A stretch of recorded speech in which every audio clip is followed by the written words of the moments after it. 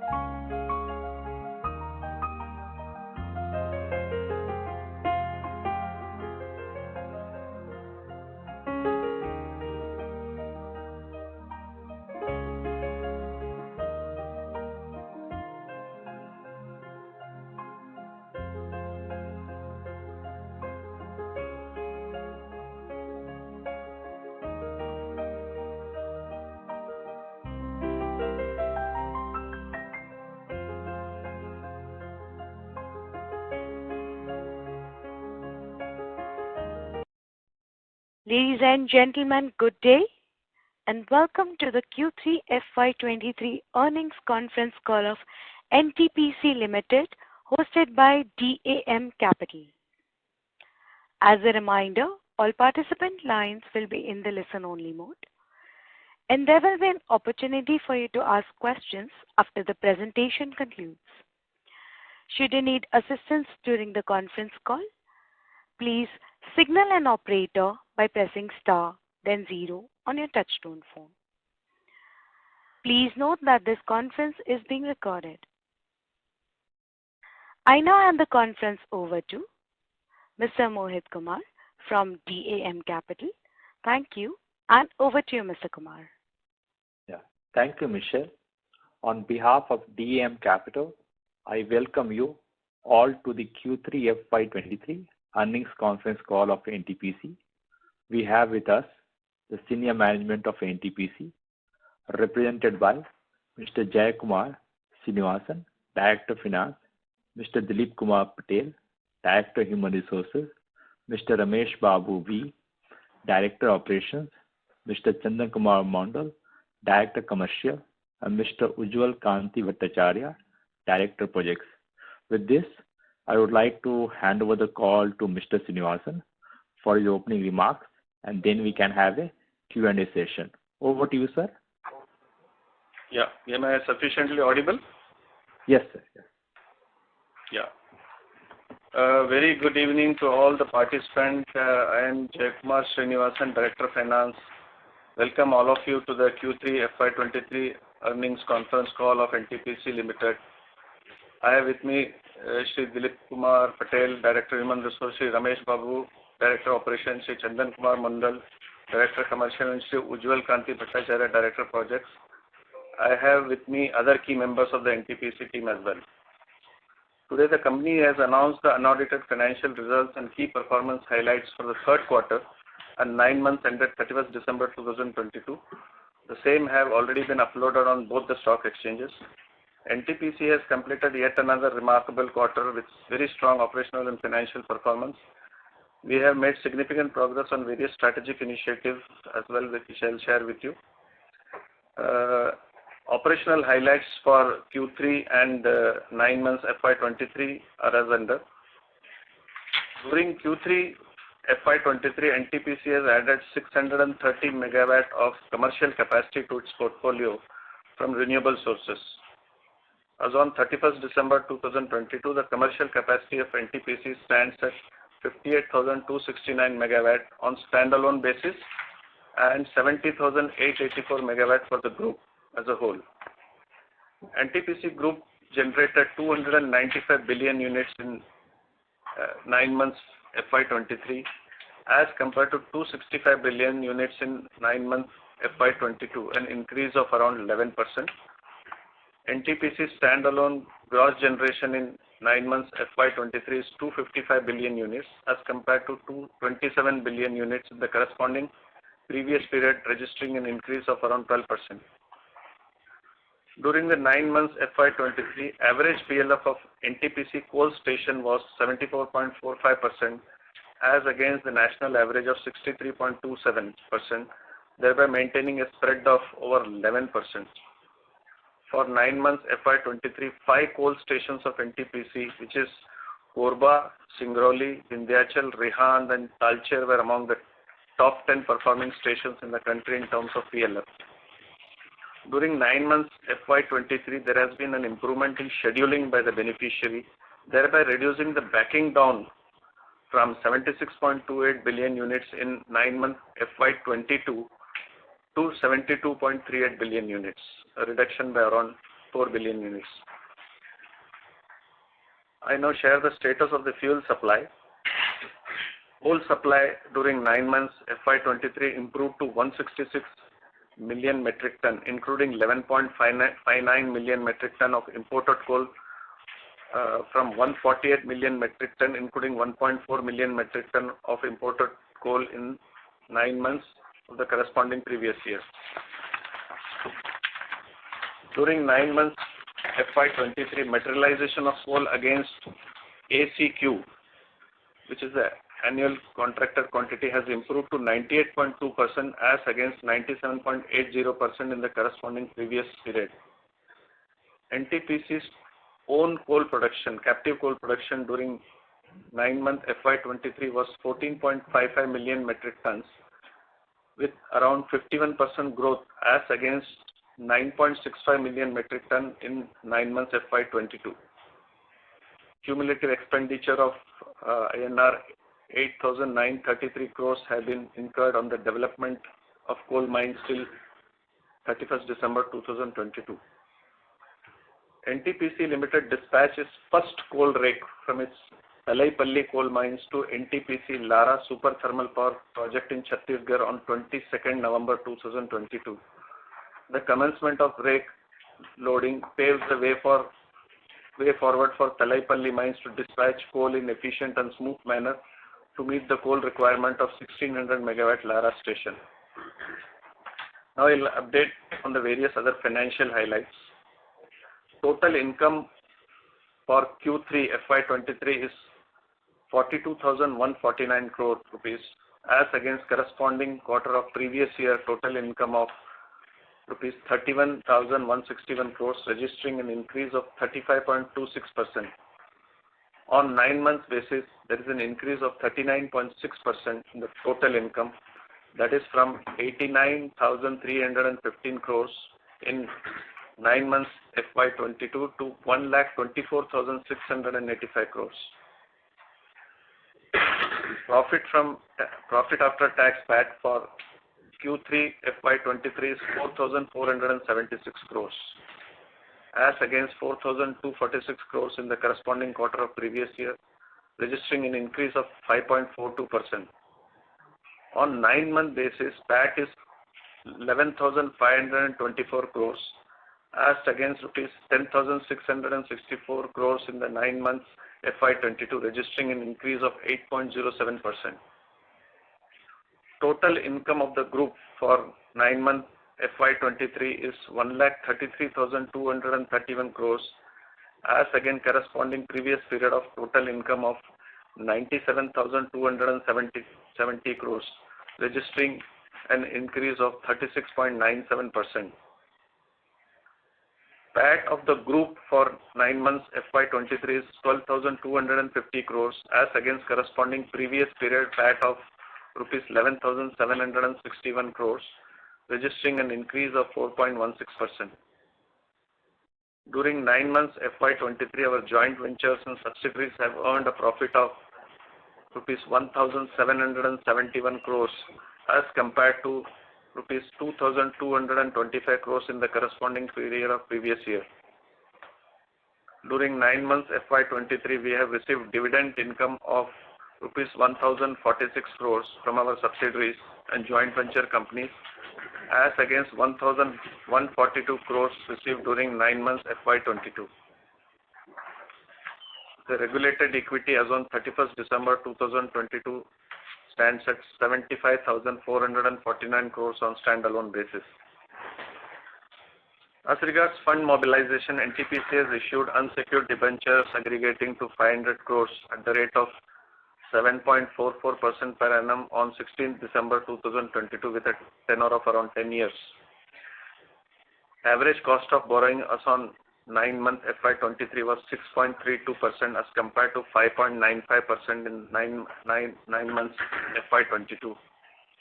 NTPC Renewable Energy Limited has signed a green term loan agreement of rupees 1,325 crores with Union Bank of India, which includes secured loan of 825 crores and unsecured loan of 500 crores at very competitive rates. The secured loans has been tied up for a tenor of 20 years, longest ever tenor from any domestic lender with NTPC. The unsecured loan is of 5 years tenure with bullet repayment and can be used for any under construction projects of NTPC Renewable Energy Limited. As regards capital expenditure, in 9 months FY23, we have incurred a group capex of rupees 26,058 crores as compared to 25,064 crores in the corresponding previous period. The capital outlay of NTPC on standalone basis has been estimated at 22,454 crores for financial year. I would like to list down few other highlights. Towards achieving the country's net zero energy target by 2070, NTPC plans to have a foray into nuclear power. For this, NTPC plans to execute nuclear power capacity addition through pressurized heavy water reactors through Ashwini, a joint venture between NTPC and Nuclear Power Corporation of India. Additionally, nuclear capacity addition through implementation of small modular reactors and pressurized water reactors with government-to-government agreement is also being contemplated. NTPC is also looking for making fuel tie-up with Uranium Corporation of India Limited to ensure requisite fuel availability. The modalities for asset transfer of 2 pressurized heavy water reactors PWHR project, which is Chutka 2 into 700 megawatt in MP and Mahi Banswara 4 into 700 megawatt in Rajasthan from NPCL to Ashwini, the joint venture company, are in progress. NTPC holds a strong commitment towards renewable energy. NTPC has added more than 1.3 gigawatt of renewable capacity in financial year 23 till December 2022. Company has also forayed into variety of business areas including e-mobility, green hydrogen solutions and waste to wealth. NTPC Group has also sanctioned 3,154 megawatt of RE project under EPC mode as at 31st December 22. Presently, 4,718 megawatt of RE projects, including ongoing projects of NTPC REL, are under construction. Further, bids for 340 megawatt capacity RE projects have been won, which will be awarded soon. Plans for development of another 24 gigawatt ultra mega renewable energy power parks are in various stages. Carbon capture utilization storage (CCUS) is one of the key components of India's CO2 mitigation strategy to facilitate the transition towards a low carbon energy economy and onwards to net zero emission levels. To achieve this goal, NTPC Research Wing, NETRA, and Council of Scientific and Industrial Research Central Building Research Institute, Roorkee, have rolled out a R&D project for development of carbon-negative carbonated aggregate, which can be used in building, road, and other construction activities. As part of this study, CO2 captured from flue gas, fly ash, and other industrial waste will be converted into CO2 sequestered engineered aggregates, also called as carbonated or mineralized aggregates. Upon development, carbonated aggregate is expected to become a viable alternative to natural aggregates and thereby conserve ecology and environment. Amongst the several MOUs signed by NTPC and its subsidiary, a few are being highlighted here. NTPC Renewable Energy Limited has signed a Memorandum of Understanding with National Institute of Wind Energy for strategic collaboration in developing onshore and offshore wind power projects in India. The MOE shall help in building long-term partnership with NIWE and shall develop the capabilities of NTPC REL in a longer term for assessment, identification, and studies for development of onshore and offshore wind projects. The MOU shall also be helpful in identification of new wind sites for further development. NTPC Green Energy Limited, NGEL, signed a MOU with Gridco, Orissa, for the development of large-scale ground solar, floating solar, and pump storage project in the state aggregating to 3,000 megawatts. To facilitate the transition towards a low-carbon energy economy and subsequently net zero emission, NTPC and GE Power Limited signed an MOU for partnering on research, development, and engineering of technologies that will enable NTPC to reduce the amount of coal fired in their units and gradually replace it by co-firing of alternative fuel biomass. Both companies will jointly explore the pathway to reduce CO2 emissions from Tanda thermal power plant and further implement across the NTPC projects in India. NTPC has signed a non-binding MOU with Tecnimont Private Limited, an Indian subsidiary of Maire Tecnimont Group Italy. The objective of the MOU is to jointly evaluate and explore the possibility to develop a commercial-scale green methanol production facility at NTPC project. The green methanol project involves carbon capturing from NTPC power plants and converting it into green fuel. Green methanol has a wide range of application, including serving as a base material for the chemical industry, storing renewable electricity, and even as a transportation fuel. This project, along with pilot-scale green methanol project under execution, aligns with NTPC's commitment to sustainable and renewable energy and will significantly contribute to India's energy transition.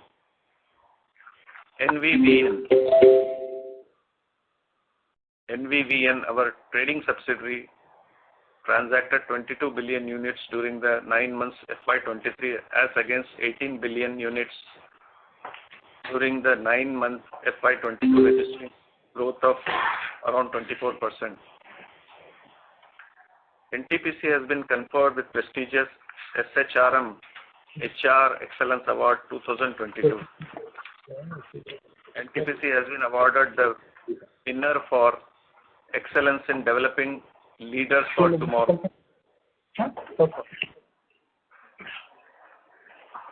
So please continue. Following the best practices to identify individuals from within the organization and develop them into leaders who will take on challenging roles in the future. ET Ascent named NTPC Limited as Star of the Industry for Excellence and Leadership. NTPC won the award for Dream Company to Work For in area of excellence and leadership. The award honors NTPC's constantly evolving talent strategy and people's practice that are in line with business requirements and work to create a meaningful environment that fosters business excellence. It acknowledges NTPC as a pioneer in the field and an ideal location to work by supporting the business people first philosophy. NTPC has received Best Globally Competitive Power Company of India in the overall power sector award at Prakash May 15th Inertia Award 2022. The award marks its contribution to the power sector that includes building a strong RE portfolio for NTPC and leading the company as a top global power sector enterprise. CMD NTPC has been bestowed with the CEO of the Year award at the 24th Annual Platts Global Energy Award for his outstanding contribution to power sector. The CEO of the Year demonstrates the ability to sustain the sector amid universal headwinds while supporting the employees who propel their organization in the future. NTPC has been recently conferred with the Institute of Chartered Accountants of India Award for Excellence in Financial Reporting for financial year 21-22 in the category of public sector entities. The award showcases the best practices followed by a company for comprehensive and transparent reporting of financial statements. These were some of the key highlights I wanted to share with all the participants in this earnings conference call before we begin the question answer session. Thank you so much. So we can take on the questions now. Thank you very much, sir. We will now begin the question and answer session. Anyone who wishes to ask a question may please press star and 1 on their touch-tone phone. If you wish to remove yourself from the question queue, you may press star and 2. Participants are requested to use handsets while asking a question. Ladies and gentlemen, we will wait for a moment while the question queue assembles.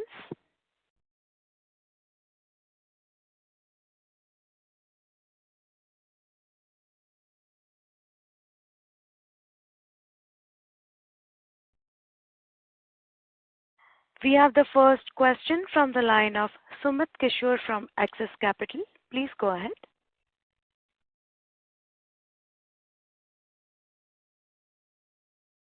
Mr. Sumit, I have unmuted your line. Yeah, kindly proceed. Thanks for the opportunity.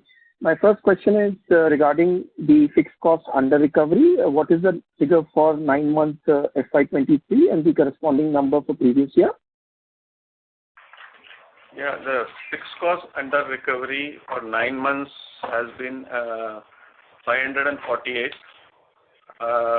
This is much less than the corresponding previous period, which was 692. But however, we are targeting that in the fourth quarter, this will be brought down significantly to a level of 250 crores. Okay. You had mentioned in your opening remarks the share of profit from JVs in 9 month FY23. I couldn't get the number. And could you please give the corresponding number for previous year and the reasons for the decline? As far as subsidiaries are concerned, yes, there has been a 7% drop in the profits, and JVs there is a significant drop. However, the underlying reason for this is common, that most of these companies are subjected to the LPS rules where their outstanding dues have been subjected to the installments. So that there has been a drop as far as the late payment surcharge is concerned. So that is the reason, broad reason for that. Okay, can you please give us the numbers? And also, what is the impact because of HURL, the fertilizer JV? Give me a second.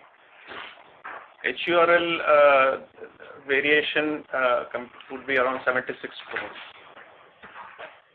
Because the gas consumption is on higher side as compared to norms. That's the basic reason. And NTPC's share is 29.67%. So compared to previous period, there's an adverse of around 36%. So can you please repeat the number of share of profit from JVs in 9 months FY23 and the previous year? You want overall or HRUL? No, overall for JVs and subsidiaries. Yeah, overall JV and subsidiary, as far as subsidiary is concerned, the profit is 1290, which was 1391 in the corresponding last year. And share of profit from joint ventures, which was 834 last year is now 481. Okay. So also, if you could give us an update on the total under construction and development capacity which you have for RE right now, and update on the UMREPPs that you have been pursuing of 24 gigawatt. What is the update, since we last spoke? Let me give you a broad perspective on the whole capacities. Currently the installed capacity is 70,884. That is as at the end of December 22. Now it's slightly more in January. The under construction projects aggregates to 18,253, wherein the coal projects under construction is 11,280. Hydro is 2,255. I am telling this for the group as a whole. Renewable capacity under construction is 4,718. So there is a total of 18,253 under construction. And going ahead, around 42 gigawatts is under feasibility and planning, out of which we are planning a 6 gigawatt from coal-based plants. RE would constitute around 36 gigawatt. So that out of 42 gigawatt. So out of the RE, around 26 gigawatt will be implemented through solar parks, and balance 10 gigawatt would be under CPSU schemes.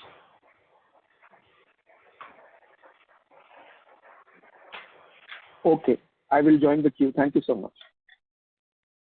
Thank you. We have the next question from the line of Nikhil Abhyankar from DAM Capital. Please go ahead. Thank you, sir. Thanks for the opportunity and congrats on a good set of numbers.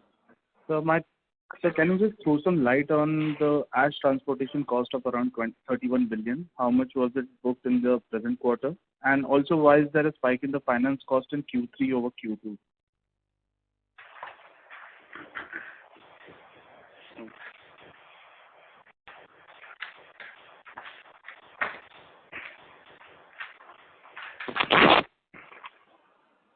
Yeah. See, there is an increase of around 524. You are talking about Q2 versus Q3, isn't it? The yes. increases on account of ERV, exchange rate variation, to the tune of 421 crores. There is an increase in the cash credit of 70.48. Rupee term loan is 68.14 crores, and interest on foreign currency loan is close to 29.28 crores. Interest on bond is 28.96 crores. These are the differential, and the increase is partly offset by decrease in interest on foreign currency bonds by 45.22 crores, discount on commercial paper by 44.33 crores. So these are the broad reasons for the comparison between Q2 and Q3. What was your first question?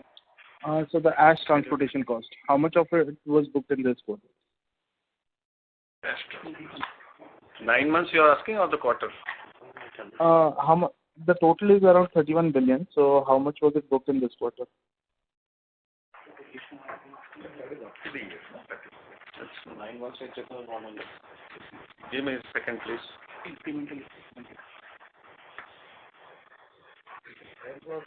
See, the net ash transportation cost last year was 1,600 crores.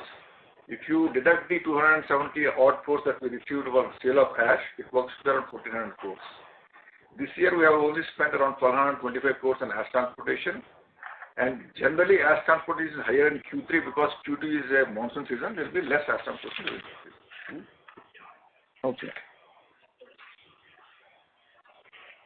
Understood. And also, Sorry, Mr. Abhyankar, your voice broke. Can you please repeat your question? Am I audible now? Yes, please proceed. Yeah. So, any idea? Can you throw some more light on thermal capacity ordering pipeline? Any status on 1.6 gigawatt Lara expansion? Lara is expansion is under NIT, you must be knowing. This is 2 into 800 megawatts, 1600 megawatt capacity, and we expect to open the bid in the month of March itself and award it by April. And so the pipeline for FY24 and 25? For even for this year itself, 23-24, we are targeting Singrauli, which will be by the December 2023. And overall, if you take FY23-24 and 24-25, other than Talcher Thermal, it will be around 6,100 megawatt total capacity, roughly. Okay, sir. Understood. And sir, just a final question. Any status on the on the renewable thing, sir? Has there been any changes due to the high prices of the modules? Modules. I will request Mohit Bhargav, the CEO of RE Limited, to take this question. Yeah, but what exactly was the question? Can you repeat your question for more clarity? So what is the status of the renewable thing, the monetization plan? So monetization plan is mostly on track. The people have largely completed. Sir, I'm sorry to interrupt. I would request you to come closer to the Polycom and speak, please.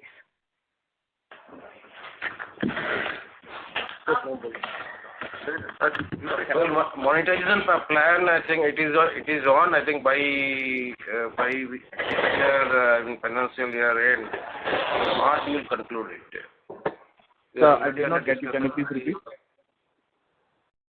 This monetization is on track, and we will be concluding it by March. March. Okay, sir. Thank you. I'll get back in the queue. Thank you. We have the next question from the line of Abhijit Anand from Emkay Global Financial Services. Please go ahead.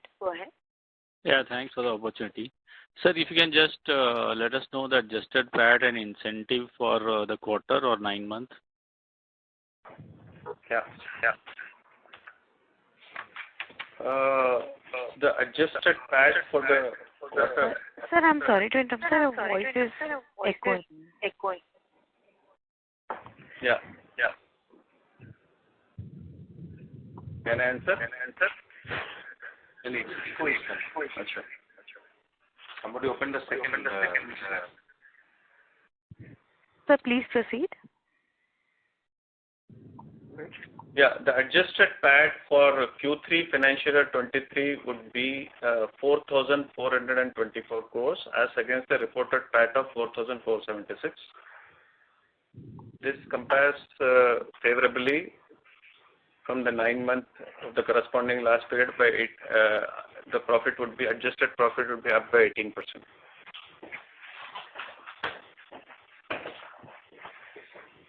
And the incentive, sir, can you highlight the incentive as well?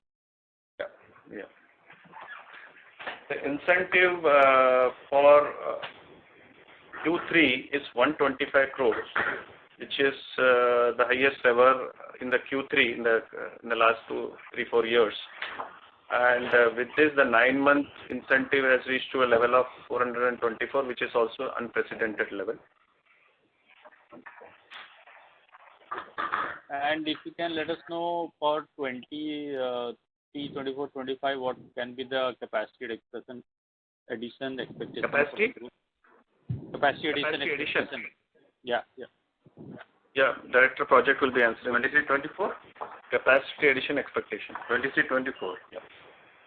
We are expecting 5,940 total capacity in 23-24. And 25, sir?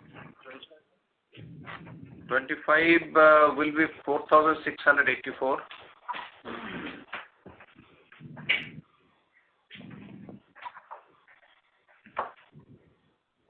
Thanks, sir. Those were my questions.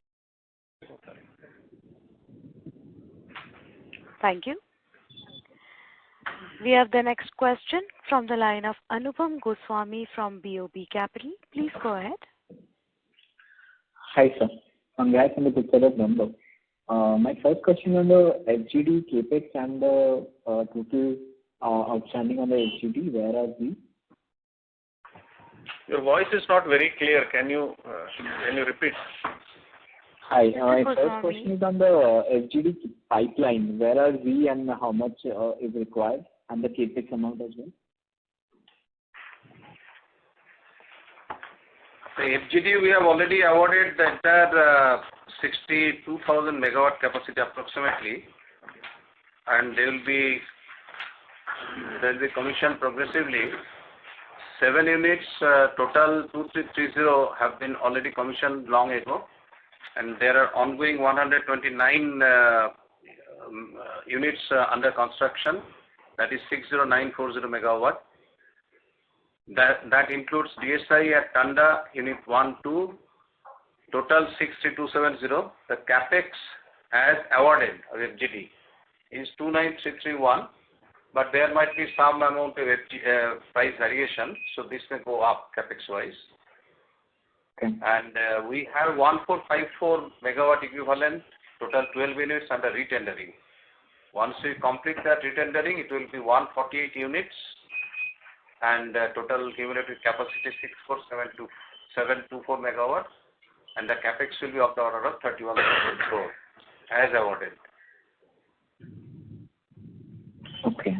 We are hoping to get it commissioned by FY25, all 62,000? No, we have A, B, C category. We all know by this time government has come out with this categorization. So we'll be completing within that category limits. Like for A category, it will be, the deadline is December 24, and we'll be on track. For B category, it will be 26, and for C category, 25, sorry, and C category 26. And we'll be on track for all these units. Okay. Okay.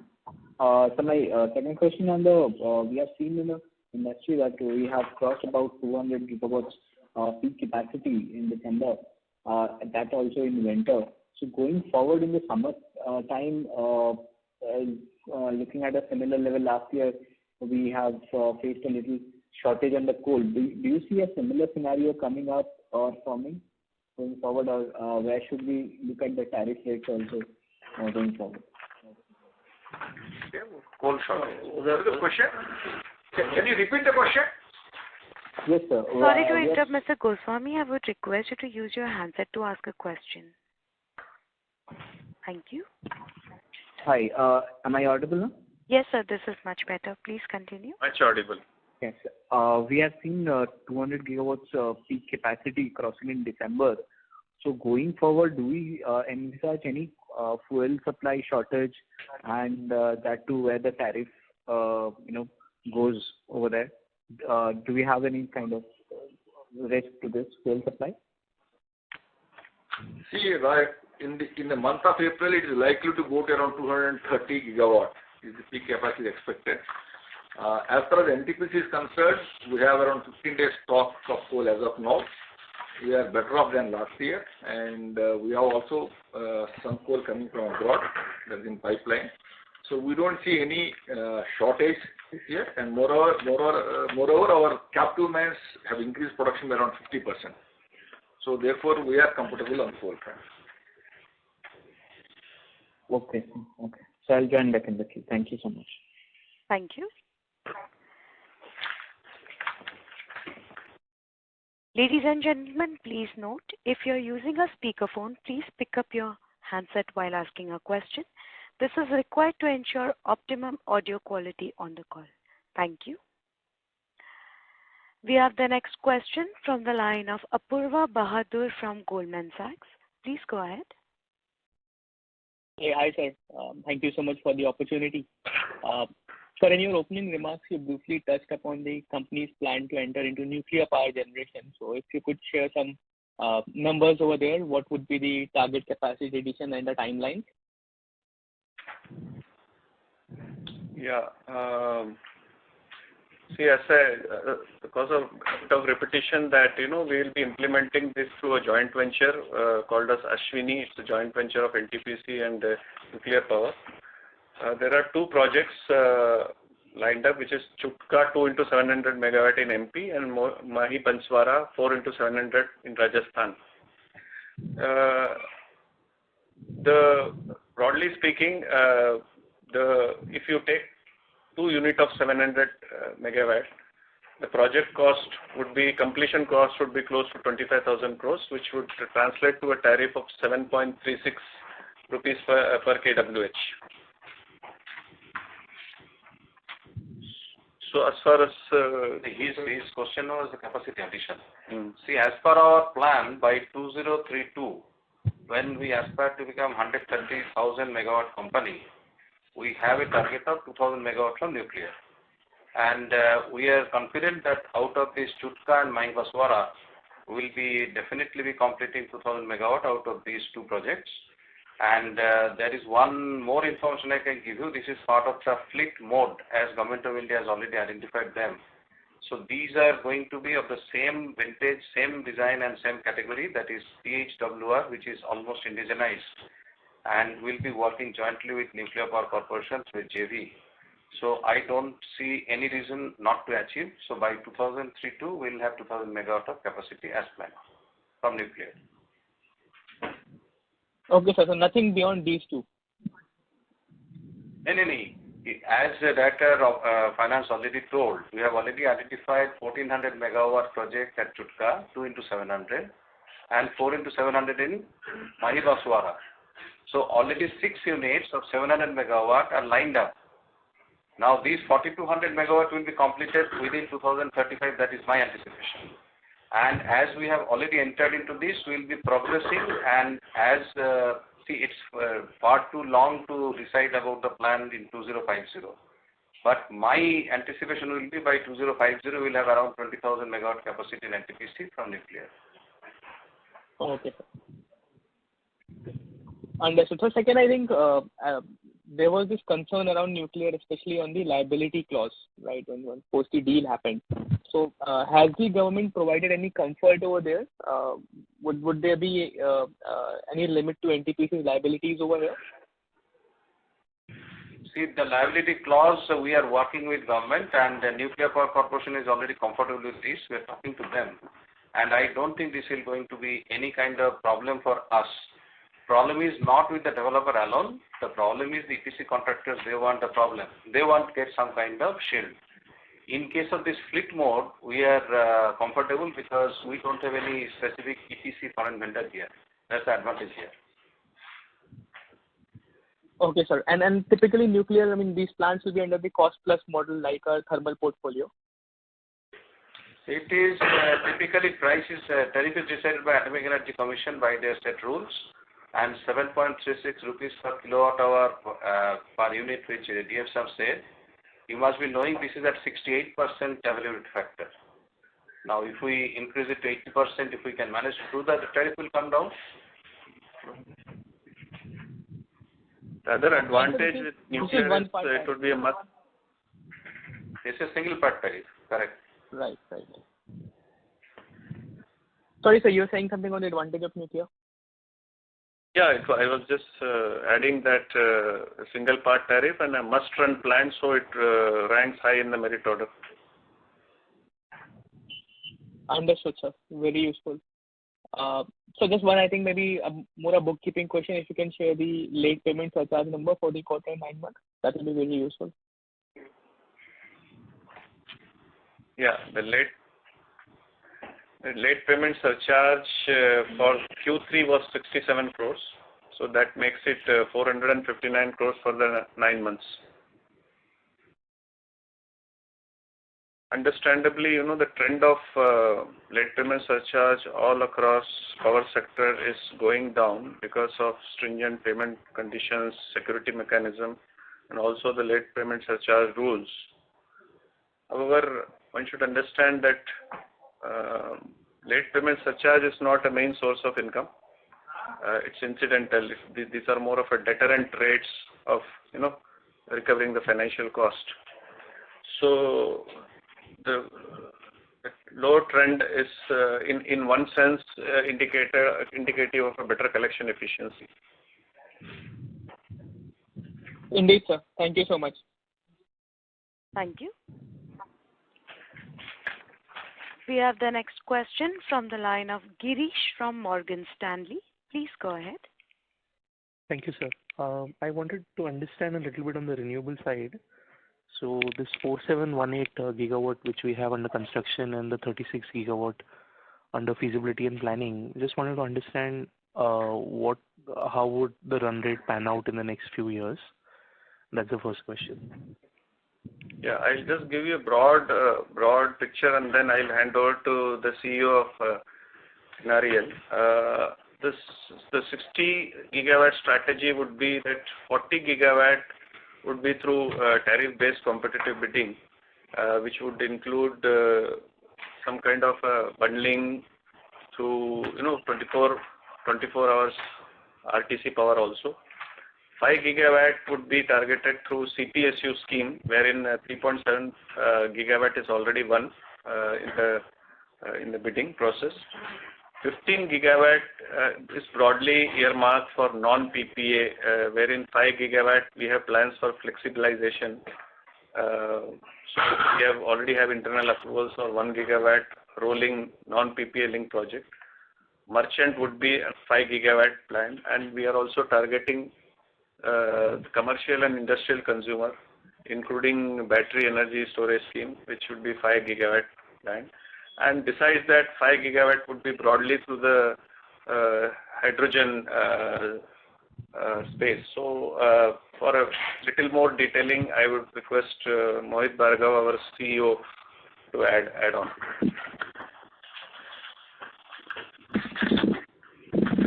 Yeah, good afternoon. I think most of the points have already been told by Mr. Srinivasan.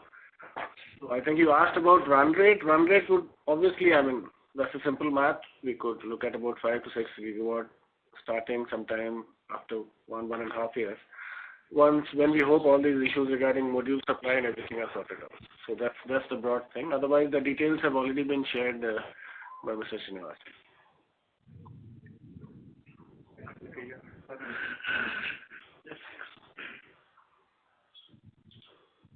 Mr. Girish, I would request you to kindly unmute yourself and speak, sir. Sorry.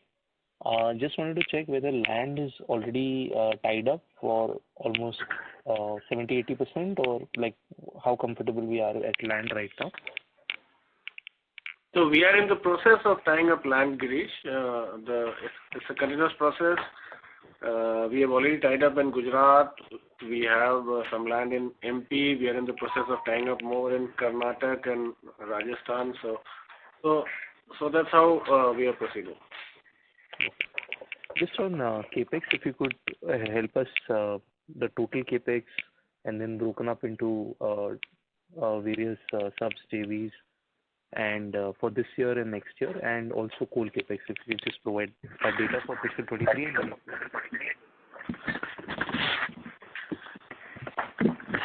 Specific to RE or overall?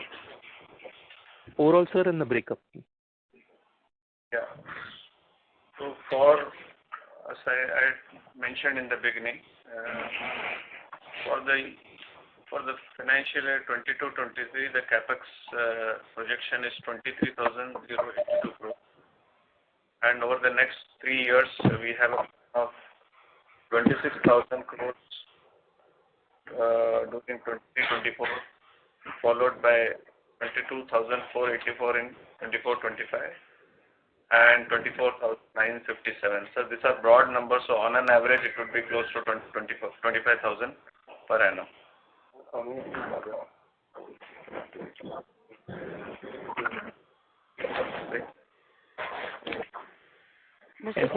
JV, sir, and any renewable capex here, if you could provide any data around subs, JVs, renewables.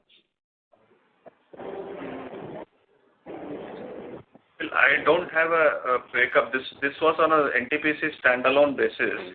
We really don't have a captured figure here on the renewable should be implemented through the subsidiaries. But I'll just check whether we have a broad. Okay, we'll follow it up with we'll give it the details to you. Sure. Thank you. Thank you. We have the next question from the line of Anupam Upadhyay from HDFC Securities. Please go ahead. Yeah, hi. Thanks for the opportunity, sir. This is Anuj Upadhyay from HDFC. A few bookkeeping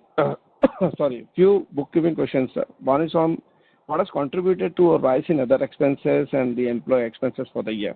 And you referred to a decline in the JV and subsidiaries profit. This is to the tune of 400 to 500 crore. Is it purely attributable to the low payment surcharge income, or is anything else which has contributed to this?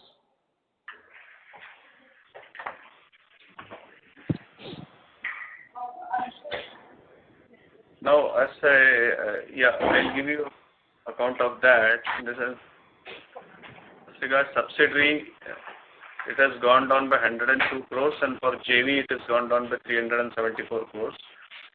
Now, as far as the subsidiary is concerned, out of 102 decline, one of the subsidiary, the THDC, it's about 126 crores, and that's due to LPS reduction by 240 crores. So, the significant contribution is because of the decline in interest, but there could be some other reasons in terms of data discounting, impact of the data discounting and accounting entry which we have to do for discounting of future receivables. So on account of that also there has been some entries. As far as JV is concerned, again, NTPC Tamil Nadu, NTCL, there is a decline by 173 crores. Again, the entry is 237 crores due to data discount and decrease in surcharge by another 100. So 337 crores is on account of this thing totality, but out of that NTPC share is 168 crores. So these are the major this thing. There could be some reduction on account of some forced outages under recovery in other subsidiaries. Major, for instance, a 70 crores decline is due to operational reasons. And as already I had said about HURL, it has gone down by 76 crores. Fine, sir. And the reason for high other expenses and employee expenses for the quarter, sir? One second. Employee expenses? Other expenses. Is this for high employee and other expenses?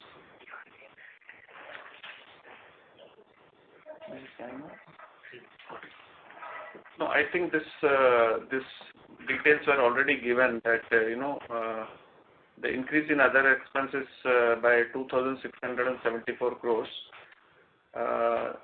That's significant reasons are being the exchange rate variation has gone up by 1783 crores. Ash utilization and marketing expense by 483 crores. R&M expenses is 239 crores because there was more outage and more overalls that were done during this quarter. Interest to beneficiary 69.06 crores.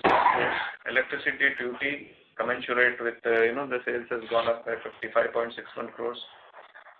Stores consumption is 40.71 crores. Security expense has gone up by 20 crores. Insurance by 16 crores. Rent by 13 crores. Advertisement 11. And there is a decrease in the provision for arbitration by around 60 crores. So net basis 2674 is the increase. Fine, sir. And lastly, sir, can we mention how much do we plan to raise through the monetization across the renewable deal? I don't want the percentage, but at least the quantum which we are trying to raise to this monetization plan. No, we can't, hazard a guess as far as the quantum is concerned. We are contemplating offloading some very minor shades up to between 10 to 20% depending on the response. So it would be difficult to, and it will not be appropriate also to give an expectation here when the bidding process is on. in the book. Fair point, sir. That's it from my end. Thank you. Thank you. We have the next question from the line of Dhruv Muchal from HDFC Mutual Fund. Please go ahead. Yes, sir. Thank you so much. Sir, in the notes to accounts, there is a mention of ash transportation related some charges after the CRC order. So is there a impact on the financials because of this and also a recurring impact going ahead? No, in fact, we were provisionally accounting for this under regulatory income. However, when the final orders has come from CRC, there is an accounting change that we are booking it under revenue rather than the regulatory income. So to that extent, there is a reversal in that account head. So it has helped to improve the PBT, but the differential, the PAT would remain the same. Got it. So it improves the cash flow collection. Earlier, we're not billing to the discoms. Now you are able to bill it to the discoms. Absolutely, yes. Got it. And sir, the second question, but it has no financial impact. The order is in line with what we were provisioning. Order is fairly in line with our what we are provisionally billing. Okay. And so the second question is, there were some reports only added to that we have the add-on is that there is a interest carrying cost on that which we have. Okay. Sure. And so the second is, there were reports that the government is likely to offer you gas at probably discounted rate or some reimbursement-driven rates so that you are able to operate your gas plants. I believe that is for peaking power support. So, sir, is there some further development to it? This I'm asking in context because there was some earlier news that some of the discounts wanted to, surrender the PPAs as they expire for the gas plants. So, can there be some hope to further extension to these PPAs? This matter is under discussion from the point of view of addressing the expected increase in the demand. But however, there are no definitive numbers I can give at this particular point of time. But definitely, in order to cope up with the peaking demand, that could be one of the alternatives. The government is asking GAIL to supply gas at a reasonable rate. The discussions are still going on. So hopefully in the next 10 days it will fructify. Sure. And so just technically, how does this work? Say, for example, do you still, if you have to provide peaking support from a gas plant, do you have to run this 24/7 at some minimum load so that the peaking power can be provided, or you can, go from zero to whatever levels you want? I mean, whatever the demand level is, depending upon the request from discoms. These gas plants, even now we are providing peaking power. They are normally run on peak load hours. They can immediately start, go to full load within 25 minutes. So they can run for 2-3 hours and we can again stop them. This is an open cycle basis. Okay. Sorry, sure. Thank you so much. Thanks. Thank you. We have the next question from the line of Puneet from HSBC. Please go ahead. Yeah, thank you so much. Can you give some, update on what all plants should we expect to commission in FY24?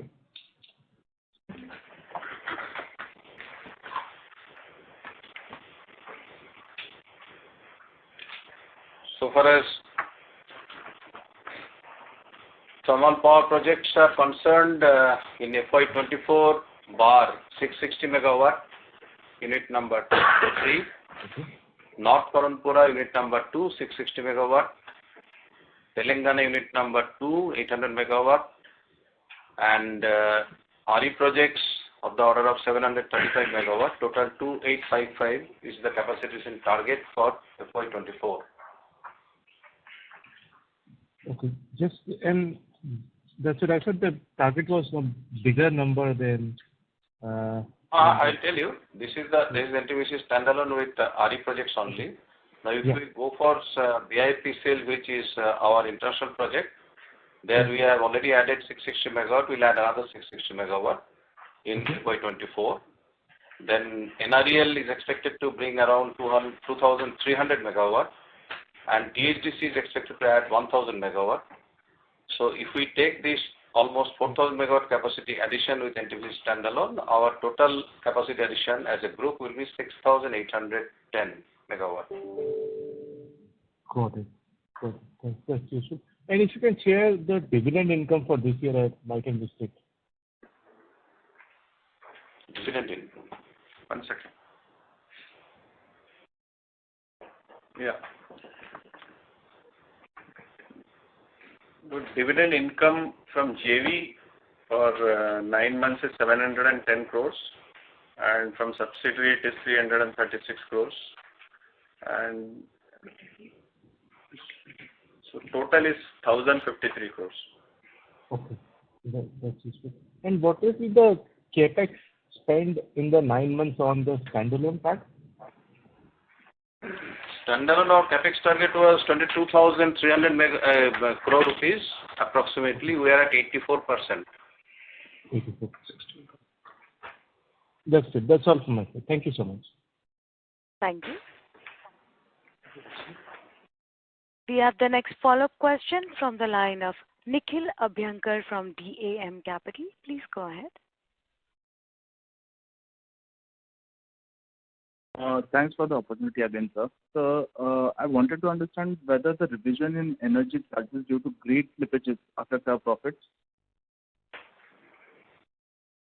Yeah. What was the question?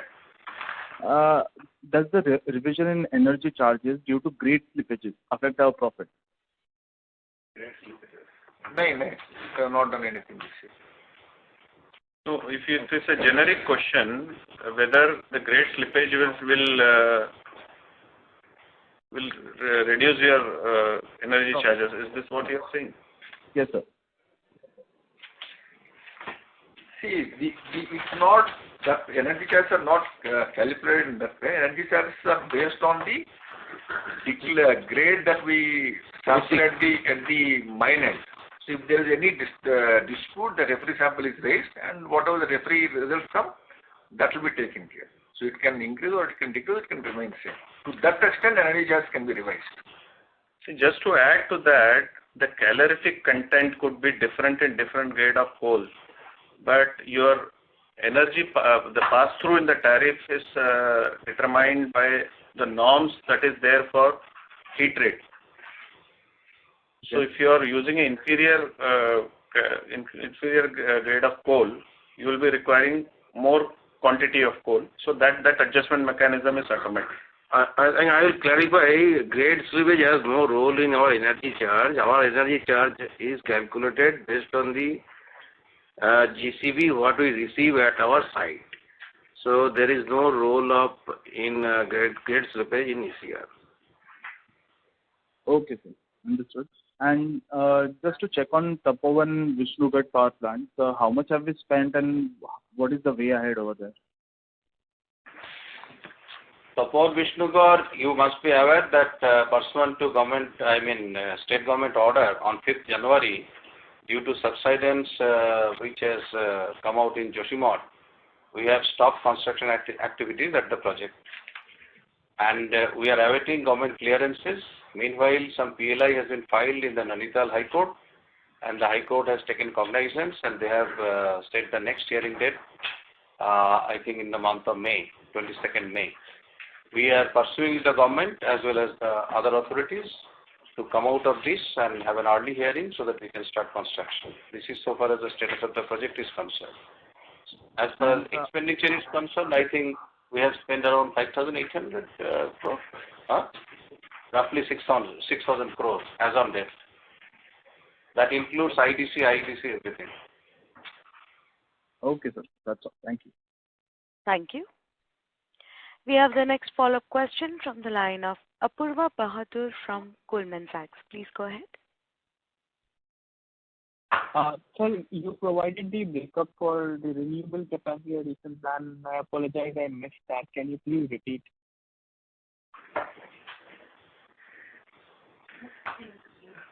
Well, what do you want to renewable capacity addition plan you want me to repeat? Yes, sir. Please. Which deployed? I think that is what he's asking. Renewable capacity. Yes, so 735 is on NTPC and 2,300 is with NRE. So about 3,000 megawatts of renewable capacity. Right. So the remaining for a 60 gigawatt, I think we had targeted 40 gigawatt will be bid based and the remaining will be open. So break up for that, if possible. Yeah, that's a broader picture perspective plan. That 40, I had mentioned that we hope to reach 60 RE capacity by 2032, and that the contribution would be 40 gigawatt coming from tariff-based competitive bidding. 5 gigawatt of that would be from CPSU and 35 through tariff-based competitive bidding. 15 gigawatt will not be tied up on a long-term basis. It's more on 5 gigawatt will be merchant. 5 gigawatt we are planning through commercial and industry consumer direct sales, and 5 gigawatt through a flexibilization plan. Remaining 5 gigawatt through hydrogen fuel cells, green hydrogen blending with PNG, green methanol, etc. Okay, sir. So this flexibilization is mainly with storage. Not audible, please. So the remaining 5 gigawatt of flexibilization, which you stated, that is with storage, right? With battery and pump hydro.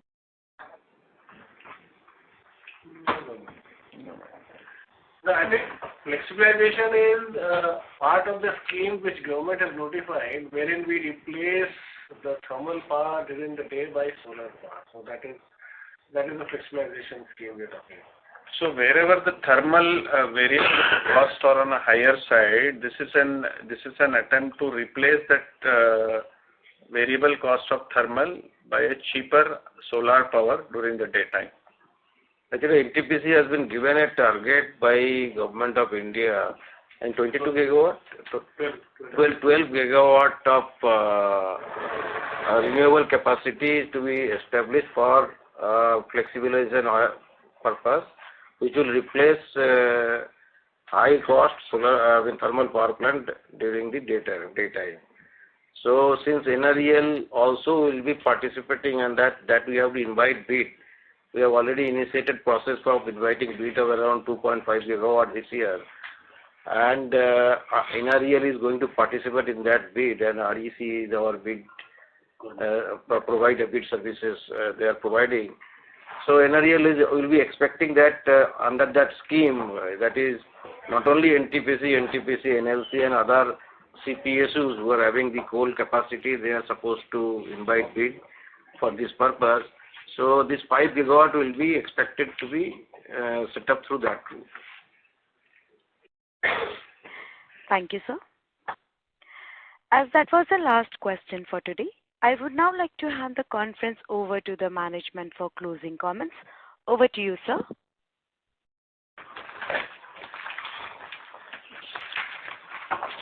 Thank you very much for your participation in this conference call.